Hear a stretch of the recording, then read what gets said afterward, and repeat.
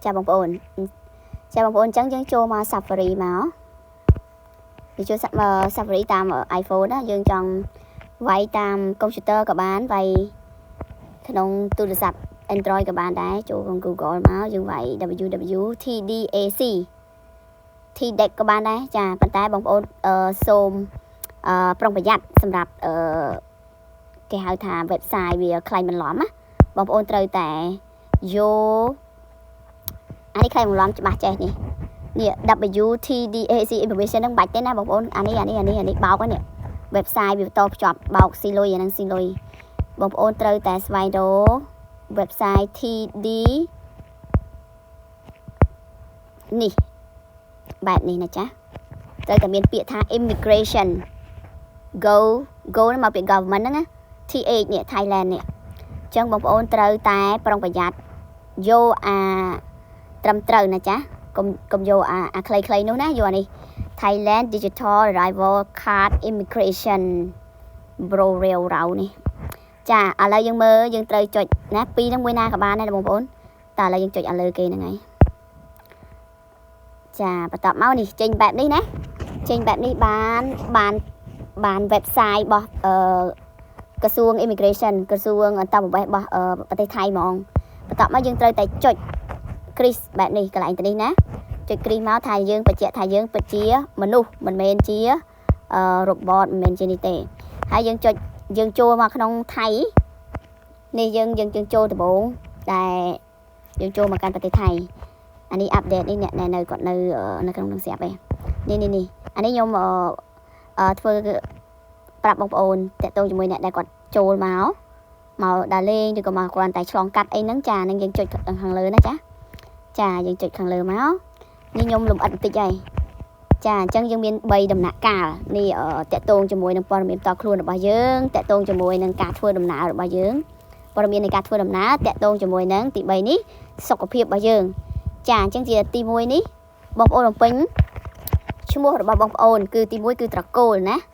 ទី1នេះយើងដាក់ត្រកូលត្រូវតែនេះពេលផ្កាយនេះគឺមានសំខាន់គឺចាំបាច់គឺគេតម្រូវយើងត្រូវតែសរសេរតែម្ដងអញ្ចឹងយើងដាក់មកណាដាក់មកឈ្មោះរបស់យើងឈ្មោះអីឈ្មោះទៅខ្ញុំឥឡូវត្រកូលណាត្រកូលហើយឈ្មោះរបស់យើងដាក់ខ្ញុំដាក់ចាអញ្ចឹងទៅអានេះយើងអត់មានឈ្មោះកណ្ដាលឈ្មោះអីទេយើងបាច់ដាក់ក៏បានដែរព្រោះអត់មានផ្កាយមែនអត់បងប្អូនហើយនឹង passport លេខ passport NO ឥឡូវនេះខ្ញុំឧទាហរណ៍បងប្អូនមើលសិនទេណាចាយើងត្រូវតែដាក់លេខ passport របស់យើងណាបងប្អូនចូលទៅមើលក្នុង passport បងប្អូនបន្ទាប់មកអានេះគេផ្កាយមួយទៀតហើយគឺសញ្ជាតិអីបើយើងcitizen របស់យើងហ្នឹងចាយើងមកពីណាឥឡូវនេះយើងវាយKH ដាក់តែ Cambodia អញ្ចឹងមកក៏បានដែរចា Cambodia នេះអូខេខ្មែរខ្ញុំកុំយកឥឡូវណាបងប្អូនខ្មែរ Cambodia នេះឥឡូវនេះ Cameroon នេះចាយើងឥឡូវខ្ញុំបញ្ជាក់ទៀតចំណាំបងប្អូន KHM ហ្នឹងគឺខ្មែរណាចាដល់ CMR នេះ Cameroon នេះអញ្ចឹងបងប្អូនត្រូវតែយកឲ្យត្រឹមត្រូវណាចាណែបងប្អូនខ្លះគាត់អត់សូវច្បាស់អង់គ្លេសអញ្ចឹងបងប្អូនមើលមួយណាចាចាឥឡូវនេះខ្ញុំក៏ដូចថាបងប្អូនដែលគាត់ចូលថៃភាគច្រើនចត់ជាពលករអីណាចេះអង់គ្លេសល្មមអីគឺអាចថាមើលតាមខ្ញុំបានព្រោះខ្ញុំធ្វើលក្ខណៈយឺតបញ្យល់ច្រើនអញ្ចឹងណាចាបន្ទាប់មកយើងមកចូលមកដល់ខែឆ្នាំកំណើតរបស់យើងអញ្ចឹងយើងដាក់ចុចមកវាយមក1900ប្រហែល2000ឬក៏អីហ្នឹងយើងដាក់តាមឆ្នាំកំណើតរបស់យើងមកឲ្យច្បាស់លាស់ណាចាយើងដាក់មកហើយខែដែលយើងកើតហ្នឹងខែប្រហែលដាក់មកថ្ងៃយើងកើតណាចុងក្រោយថ្ងៃមិនមែនដូចនៅខ្មែរយើងថ្ងៃមុនទេណាគេដាក់ឆ្នាំហើយខែហើយថ្ងៃអញ្ចឹងបងប្អូនវាយតាមនេះមកណាសូមបញ្ជាក់កន្លែងនេះណាបងប្អូនចាយើងដាក់ឆ្នាំខែថ្ងៃកំណើតរបស់យើងណាហើយនេះការងាររបស់យើងអញ្ចឹងការងាររបស់យើងដាក់ទីការងារអីគេយើងដាក់មក occupation ដល់ការងារបន្ទាប់មកទីនេះភេទចាហ្នឹងភេទប្រុសឬស្រីចាអញ្ចឹងទី1នេះគឺស្រីបងប្អូនជ្រើសរើសស្រីទី2ប្រុសទី3ហ្នឹងក៏អត់មែនណាអ្នកដែលគាត់ភេទផ្សេងអញ្ចឹងណាចាអញ្ចឹងទៅគាត់អត់ចង់ទទួលថាជាស្រីក៏អត់ចង់ទទួលជាប្រុស chẳng chọn đã xe nó cứ miền tà mùi này tê chà chẳng dương vô sợi mà là sao nhung sợi đã ủi họ áo ấy nè chà lấy visa number ní đời xa bông ôn class đại quạt con tà màu mà đong chẳng con tà màu lên buôn làm ngay được con tà màu màu pet màu ấy tê chẳng ọt miền tê ọt mày đã tà nô chẳng tàu chà haiสำหรับអ្នកដែលគាត់ធ្វើការមានវីសាមានអីមកជាសិស្សមកជាអីសុំវីសាអីមានសុំដាក់មកចាបន្ទាប់មកនេះជាទីកន្លែងនេះក្រហមទេណាបងប្អូនក្រហមនេះគឺប្រទេសយើងចេញពីប្រទេសខ្មែរយើងដាក់តាខ្មែរមកឥឡូវយើងដាក់ Cambodia វាឲ្យអត់ណែយើងគ្រាន់តែវាយតា Cam តែទេហ្នឹងក៏វាចេញឲ្យយើងរើសតែម្ដងចឹងបញ្ជាក់ដូចគ្នានេះ KHM ណា Kingdom of Cambodia ណាកុំច្រឡំទៅអានោះCameroon ណោះយកអាហ្នឹងមកអញ្ចឹងវាចេញឲ្យជ្រៀងយកអាហ្នឹងតែម្ដងណាអូខេបន្ទាប់មកយើងជ្រើសរើសទីក្រុងរបស់យើងចឹង Cambodia របស់យើងគឺជាអ្វីយើងអាចចូលទៅជ្រើសរើសក៏បានដែរមានបាត់ដំបងប្រទេសមានជ័យភ្នំពេញណាដោយសារខ្ញុំជាអ្នកប្រទេសមានជ័យខ្ញុំដាក់ប្រទេសមានជ័យនោះវាឲ្យអត់នេះអ្នកប្រទេសមានជ័យបាត់ដំបងយើងអាចជ្រើសរើសបានណាបងប្អូនណាអូខេឲ្យតែយើងវាយប្រទេសត្រូវគឺវាមានខេត្តឲ្យយើងរើសតែម្ដងអញ្ចឹងគេដឹងថាយើងនៅក្នុងប្រទេសកម្ពុជាគឺគេដាក់លេខកូដប្រទេសឲ្យយើងស្រាប់តែម្ដងនេះនៃលេខកូដប្រទេសនៃទូរស័ព្ទរបស់យើងហ្នឹងអញ្ចឹងយើងវាយលេខមកលេខអីលេខទៅគឺលេខផ្ទាល់ខ្លួនរបស់បងប្អូនឬក៏លេខញាតិមិត្តរបស់បងប្អូនក៏បានដែរអ្នកដែរចិត្តដិតជាមួយយើងហ្នឹងចាបើសិនថាអូលេខខ្ញុំទៅថៃទៅខ្ញុំអត់ប្រើលេខហ្នឹងទេអីចឹងទៅដាក់លេខណាដែលអាចតាក់ទងបានណាបោះម៉ែបោះបងបោះឪពុកអីក៏បានដែរចាឥឡូវយើងដាក់មកតាមលេខណាដែលយើងគិតថាយើងអាចតំណែងបានណាសូមបញ្ជាក់ចាបងប្អូនត្រូវទៅដាក់ណាឥឡូវខ្ញុំចេះទៅដាក់ទៅអូខេឥឡូវយើងចប់សពគ្រប់នៅវគ្គទី1ហើយព័ត៌មានតខ្លួនចាឥឡូវយើងចុចបន្តយើងចុចកន្លែងនេះណាយើងចុចបន្តទៀតcontinue ចូលដល់វគ្គទី2ណានេះទី1យើងចប់យើងចូលដល់វគ្គទី2អញ្ចឹងវគ្គទី2តកតងជាមួយនឹងព័ត៌មាននៃការធ្វើដំណើររបស់យើងអញ្ចឹងយើងចេញទៅណាចេញទៅពេលណានេះ date of arrival ចេញទៅប្រទេសថៃហ្នឹងថ្ងៃណាចេញទៅកាន់ប្រទេសថៃអញ្ចឹង arrival នេះគឺសំដៅទៅលើការទៅដល់ប្រទេសថៃអញ្ចឹងយើងដឹងហើយថាចាប់ពីខែ5ថ្ងៃទី1ខែ5ទៅគឺនឹងឲ្យយើងបំពេញបែបនេះអូខេយើងត្រូវតែបំពេញបែប online ឲ្យគេអញ្ចឹងយើងបញ្ជាក់ YYMM VDD DD នេះគឺត្រូវតែដាក់ឆ្នាំមុនទៀតហើយណាអញ្ចឹងឆ្នាំ2025សូមបញ្ជាក់បងប្អូនគឺឆ្នាំមុនណាគេមានក្បៀសឲ្យយើងស្រេចបន្ទាប់មកខែម៉ានអ្នកខ្លះហៅមានកម្រងខែ5ថ្ងៃទី20ជាងតែសូមបញ្ជាក់ទៀតគឺគេឲ្យបំពេញតែ3ថ្ងៃមុនទេ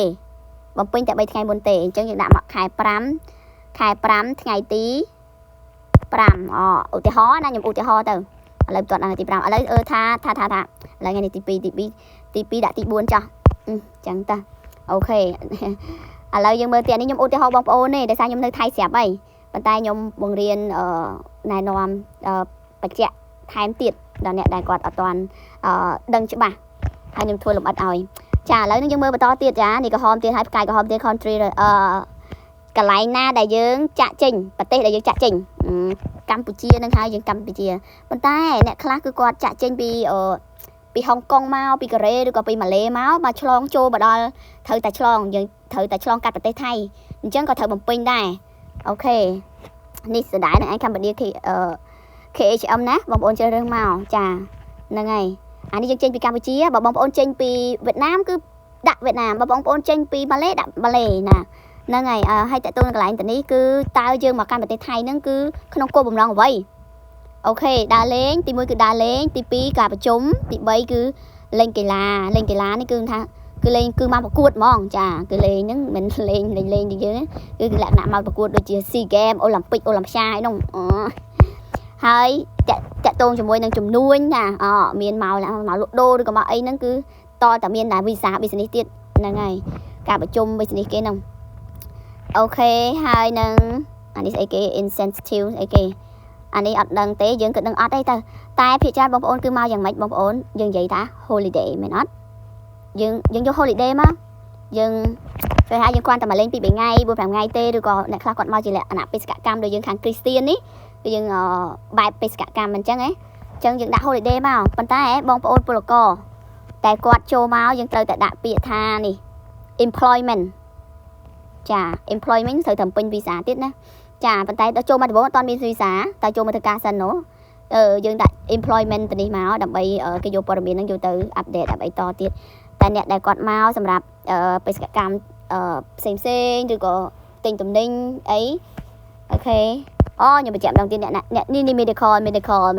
គឺអ្នកដែលគាត់មកបណ្ឌិតមកពេទ្យមកពេទ្យថៃដើម្បីមកបណ្ឌិតជំងឺឬក៏មកព្យាបាលជំងឺនៅប្រទេសថៃយើងយក medical and wellness នេះមកនេះចាប៉ុន្តែយើងមកតែធម្មតាទេនេះយើងយក holiday ទៅអ្នកមករៀនសាកលអីនេះអ្នកហ្នឹងគាត់ដឹងហើយគឺគាត់យកខាង education អញ្ចឹងទៅចាអូខេខ្ញុំសូមបញ្ជាក់តាអ្នកដែលគាត់មកដល់លេងនឹងមកធ្វើការដែលគាត់ជាពលករមិនសូវចេះអង់គ្លេសអីចឹងណាខ្ញុំបញ្ជាក់តិចឲ្យថែមទៀតអូខេយើងយក holiday សូម្បីតែអ្នកមកបេសកកម្មរយៈពេលខ្លីក៏ដោយសូម holiday បណ្ដោយទៅអូខេបន្តទៀតជាមួយ mode of travel យើងមកនឹងជិះយន្តហោះឬក៏មកជិះឡានឬក៏មកជិះទូកជិះកប៉ាល់អីនេះអញ្ចឹងបងប្អូនបើសិនជាបងប្អូនមកបែបជាយន្តហោះបងប្អូនthíchកន្លែងយន្តហោះមកបងប្អូនយកឡានជិះឡានមានអាឡែនណាតាមផ្លូវគោកនេះផ្លូវអាកាសផ្លូវទឹកផ្លូវគោកផ្លូវសមុទ្រអូខេអញ្ចឹងបងប្អូនជ្រើសរើសមកចាអញ្ចឹងយើងយកឡានជិះឲ្យជ្រើសរើសទៀតណាអាthíchវងនេះហើយយើងត្រូវយកមកជ្រើសរើសក្រោមនេះទៀតយកឡានចាអញ្ចឹងខ្ញុំបញ្ជាក់ជាមួយនឹងបងប្អូនមួយចំនួនដែលគាត់ជាពលករណាចាបងប្អូននេះយើងត្រូវយកឡានរថភ្លើងមានផ្លូវគោកអញ្ចឹងនៅក្នុងពេលដែលយើងជ្រើសរើសយកពាក្យថា land នេះជាកន្លែងឡាននេះហើយគឺគេឲ្យយើងជ្រើសរើសកន្លែងនេះទៀតថា car or train អញ្ចឹងយើងយកឡានឬក៏យករថភ្លើងអូខេអញ្ចឹងបងប្អូនមួយចំនួនគឺគាត់មកតាមរថភ្លើងដែរពលករខ្លះជិះរថភ្លើងតែ40បាតជាងទេហើយអ្នកដែលគាត់ដើរកំសាន្តហ្នឹងក៏គាត់ចង់ជិះរថភ្លើងដែរជិះមកម៉ោង6និងម៉ោង1ហ្នឹងគឺធូរថ្លៃមែនទែនអស់តា10រៀលផងដល់5000ផងអូខេឥឡូវនេះយើងនឹងបន្តទៀតតោះអញ្ចឹងយើងយកឡានណាបងប្អូនចាឡានតែបើយើងយកឡានហើយគឺឡានហ្នឹងគេឲ្យយើងដាក់លេខប្រមាណចាអញ្ចឹងយើងយកឡានហើយហ្នឹងហើយដាក់លេខប្រមាណដាក់ឡានទៀត vehicle number ទៀតណាតែដឹងណោះអូខេអញ្ចឹងយើងចេះតែដាក់ទៅណាព្រោះអីយើងមិនដឹងយើងមិនទាន់ទៅដល់ណាមិនដឹងតែជិះឡានលេខប្រមាណផងអូខេឥឡូវយើងដាក់number លេខប៉ុន្មានចេះតែដាក់សិនណានេះខ្ញុំមិនដឹងដែរណាពួកអីយើងអត់ដឹងតែដាក់យើងវិញយកឡានទៅណា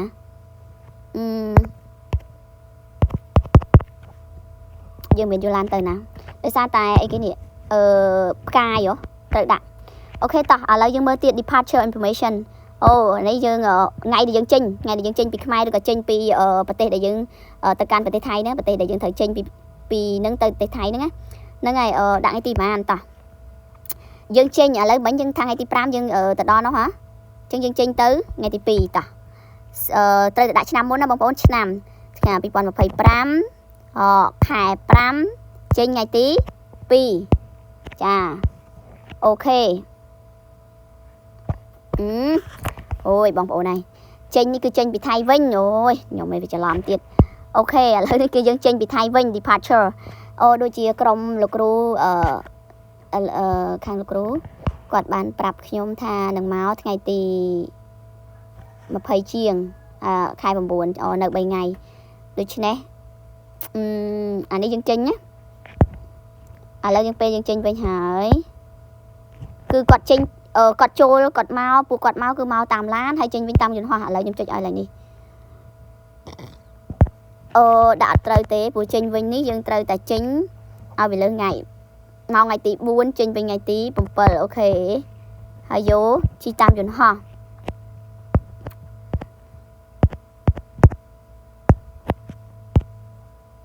អូខេយើងជិះតាមយន្តហោះហើយយើងត្រូវតែអូខេឥឡូវបញ្ជាក់ឡើងនេះទៀតបងប្អូនឡើងនេះបើសិនជាយើងជិះតាមយន្តហោះវាមានយន្តហោះបែបផ្ទាល់ខ្លួននិងយន្តហោះ commercial អញ្ចឹងបងប្អូនត្រូវតែយកអាទី1គឺ commercial តែម្ដងนะคะអញ្ចឹងចេញថៃយើងយកបែបនេះតែម្ដងបន្ទាប់មកយើងនឹងដាក់លេខយន្តហោះណាមិនមែនសម្បត្តិយន្តហោះរបស់យើងទេណាបងប្អូនឡើងនេះ flight number អញ្ចឹងយើងដាក់យន្តហោះយើងលេខប្រមាណBoeing លេខប្រមាណBoeing អីប្រមាណណា33ណា317 Boeing 317 Boeing B 317 អូខេបន្តមក I am transition pen recommendation information I am transit passenger I don't stay in Thailand អានេះបងប្អូនអីគេនេះគឺបញ្ជាក់ថាយើងអត់នៅក្នុងស្នាក់នៅក្នុងប្រទេសថៃទេយើងគ្រាន់តែ transit មានន័យថាយើងគ្រាន់តែឆ្លងកាត់តែត្រូវតែចូលមកសម្រាប់យើងគ្រាន់តែឆ្លងកាត់ដូចថាអ្នកខ្លះគាត់មកពីម៉ាឡេដូចខ្ញុំធ្លាប់ចូលមកពីកូរ៉េត្រូវចូលម៉ាឡេដើម្បីដូរជើងយន្តហោះយើងគ្រាន់តែមកដូរជើងយន្តហោះតែម្ដងហេព្រោះអីយើងតែដូរជើងទៅពីថោកជាងអញ្ចឹងណាហ្នឹងហើយយើងគ្រាន់តែយើងគ្រាន់តែមកដូរជើងយន្តហោះទេយើងអត់បានស្នាក់នៅទេអានេះបងប្អូនបាច់ធីកវាទេណាអាហ្នឹងតើតើយន្តហោះអូខេឥឡូវយើងតទៀតសិនអានក្រហមទៀតហើយ of combination Thailand អាហ្នឹងយើងចេញទៅបែបយន្តហោះនោះដោយសារអីនេះខ្ញុំធ្វើនេះបើសិនជាបងប្អូនបើអត់ជិះយន្តហោះទេបើបងប្អូនជិះតាឡានទេវាស្រួលទេឥឡូវហ្នឹងគឺយើងចូលមកកាន់ប្រទេសថៃតើយើងមកនេះយើង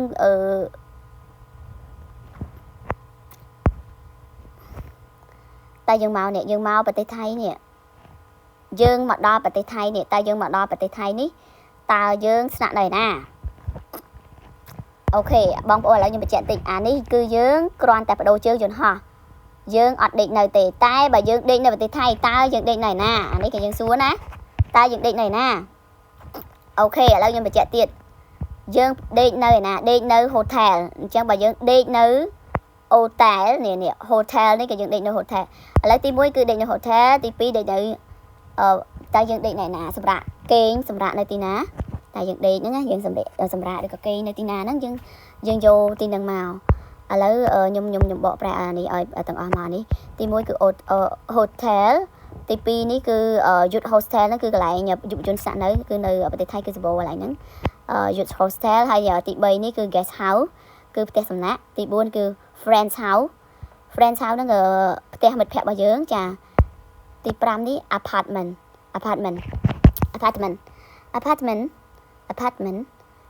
នេះគឺលក្ខណៈជាយើងចង់ជា apartment គឺលក្ខណៈ apartment អញ្ចឹងទៅយើងទៅនៅបែប apartment ឬអីឥ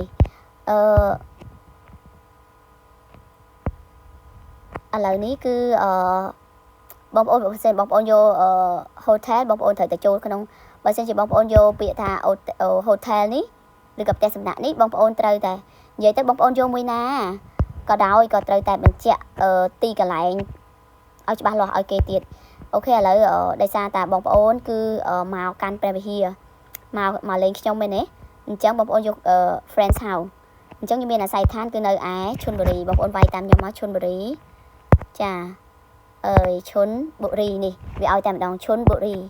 អូខេបន្តមកបងប្អូនវាយឈុនបុរីអញ្ចឹងមកហើយនៅក្នុងឈុនបុរីមានខេត្តអីគេមានស្រុកអីគេខ្លះអញ្ចឹងស្រុកបានបឹងអញ្ចឹងវាចេញឲ្យនេះបងប្អូនបានបឹងយកលើគេបន្ទាប់មកបងប្អូនយកនៅក្នុងបានបឹងហ្នឹងវាមានឃុំទៀតចាមានឃុំទៀតណាចាអញ្ចឹងឃុំគេក៏មានអាភូមិឈ្មោះបានបឹងតែម្ដងតែខ្ញុំអត់មាននៅក្នុងបានបឹងហ្នឹងឯណាខ្ញុំនៅក្លងគៀវបងប្អូនយកទី2នៅក្លងគៀវនេះណាចាអញ្ចឹងនៅក្នុងក្លងគៀវហ្នឹងគឺមាន postcode អញ្ចឹងនៅក្នុងប្រទេសថៃគឺមានច្បាស់លាស់ណារឿង postcode ហ្នឹងមានអញ្ចឹងបងប្អូនគឺវាលោតឲ្យតែម្ដងគឺវាលោតឲ្យគឺ20គុត220 postcode នៅក្លងគៀវបន្ទាប់មកបងប្អូនវាយអាស័យដ្ឋានគឺ841/5ចាហើយក្បៀសបងប្អូនដាក់ MO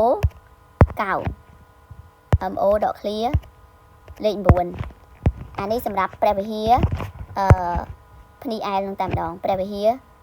ពេលនេះអែលអូខេយើងដាក់ពេលនេះអែលជើចដោយសារភាសាថៃគឺគាត់ត្រូវតែនិយាយឲ្យច្បាស់ពេលនេះអែលចាជើចតែម្ដងអូខេបងប្អូនគាត់ដាក់បែបនេះមកចាជើចគឺទៅសេឲ្យពេញតែម្ដងមកបងប្អូនគាត់ទៅវាយប៉ុណ្ណឹងហ្នឹងគឺគាត់ជាក់លាក់គឺគេចង់បានជាក់លាក់អូខេបន្តមកបងប្អូនបន្តមកទៀតគឺយើងចុចពាក្យថា continue អូខេដល់វគ្គនេះគឺកន្លែងតេតទៅនឹង health declare ហ្នឹងគឺយើងត្រូវតែបញ្ជាក់អំពីសុខភាពរបស់យើងអញ្ចឹងយើងត្រូវតែ វាយជ្រើសរើសក៏បានវាយក៏បានឥឡូវយើងមើលតាក់ទងជាមួយ health declare របស់យើងអូខេ HM អត់ឲ្យទេណា health declare របស់យើងគឺគ្រាន់តែដាក់តែ Cambodia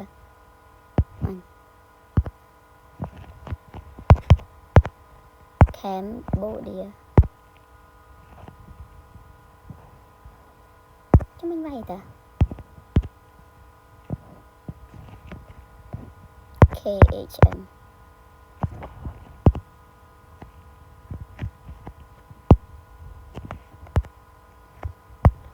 អូខេបន្តមកបងប្អូនហើយដូចដល់អស់ហើយបើសិនជាបងប្អូនមកច្រើនបងប្អូនចុចបន្ថែមទៀតកន្លែងទៅនេះទៅមកណាចាហ្នឹងហើយបងប្អូនចុចកន្លែងនេះមកចាឥឡូវនេះខ្ញុំចង់មើលវាបើសិនបងប្អូនថាអូថយព្រោះជាខុសភ្លេចអីទេបងប្អូនចុចកន្លែងនេះថយបានណាហ្នឹងហើយបើសិនចង់មើលព័ត៌មានយើងដែលយើងបានធ្វើហើយហ្នឹងយើងចូលមកចុចកន្លែង preview ឥឡូវយើងចុច preview សាក់មើលចាឥឡូវព័ត៌មានយើងហ្នឹងខុសអីខ្លះត្រូវអីខ្លះយើងមើលចានេះយើងមើលព័ត៌មានរបស់យើងហ្នឹងហើយបងប្អូនបើសិនជាខ្ញុំសូមបញ្ជាក់បងប្អូនបើសិនជាបងប្អូនចុចទៅគេគិតលុយអាហ្នឹងមិនមែនជា website ពិតប្រាកដរបស់ក្រសួងអន្តរប្រវេសន៍របស់ថៃណាអាហ្នឹងគឺជា website คล้ายៗដែលគេបន្តគេយកលុយពីយើងហើយគឺគេទៅវាយក្នុងនេះឲ្យយើងដដែលទេតែគេយកលុយពីយើងដូច្នេះបងប្អូនកុំចាញ់បោកជាមួយនឹងអា website នោះចាសូមបញ្ជាក់ទៅត្រូវតែមាន immigration នេះអូខេអញ្ចឹងហើយរួចរាល់អស់ហើយនៅពេលដែលបងប្អូនរួចរាល់អស់ហើយបងប្អូនអានេះវា preview អស់ហើយណាយើងចង់ edit អីមួយយើងចុចពី edit នេះមកចាបន្ទាប់មកបងប្អូនដាក់ email រឿង email នេះមួយទៀតអ្នកខ្លះគាត់ថាអូខ្ញុំអត់មាន email ខ្ញុំអត់ចាំ email អីហ្នឹងបងប្អូនយកតែ email តែមួយក៏បានដែរយករបស់លោកគ្រូអ្នកគ្រូយើងក៏បានយករបស់បងប្អូនណាដែលគាត់ចេះឬក៏ចាំ email មានហើយតាមពិតទៅគ្រប់គ្នាគឺមាន email នឹងឯងនៅក្នុងទូរស័ព្ទនោះចាទូរស័ព្ទបើសិនជាគ្មាន email ទេគឺមិនអាចប្រើបានទេអញ្ចឹងបងប្អូនក៏ចូលទៅមើល email តែបើថាបងប្អូនមិនចេះទេគឺយើងយកអ្នកណាដែលគាត់ចេះ email ហ្នឹងមកហើយយក email គាត់មកចាឥឡូវយើងវាយ email មកវាយ email របស់យើងមកជាធម្មតា email គឺគេប្រើអក្សរតូចទាំងអស់ណាចាមិនក៏វាចេញតែធំឲ្យអញ្ចឹងហ៎អូខេអូលោកហើយ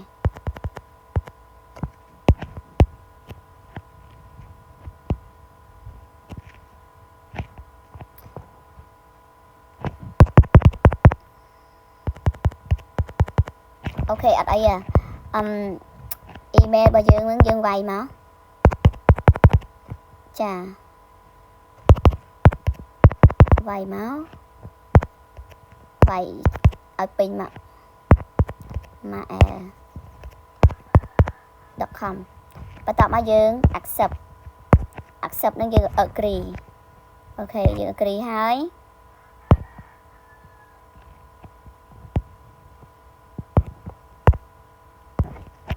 យើង agree ហើយយើង submit ហើយយើងបាន QR code មកហើយយើង submit ហើយយើងបាន QR code មក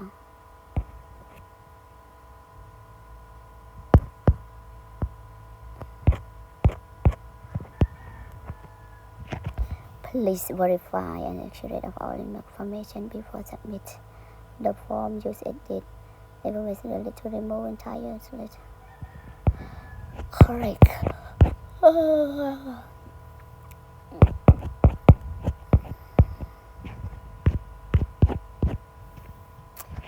ហើយបន្ទាប់ពីបងប្អូនចូលមកដល់កាន់ប្រទេសថៃបងប្អូនគ្រាន់តែបង្ហាញបងប្អូនចង់ print ក៏បាន print ល្អព្រោះពេលខ្លះយើងខ្លាចតាយើងក្រៃលោណាទូរស័ព្ទយើងវាអស់ថ្មអស់អីតាមផ្លូវឬក៏មានបញ្ហាគាំងធ្លាក់ទឹកជ្រក់ជ្រុះបែកអីចឹងណាហ្នឹងហើយអញ្ចឹងយើង print មកបងប្អូន print មកហើយយកกระดาษ print នឹងឬ QR នឹងយើងបង្ហាញនៅកន្លែងដែលយើង check in នៅព្រំដែនគ្រាន់តែបង្ហាញគឺយើងអាចចូលបានហើយអូខេសូមអរគុណច្រើន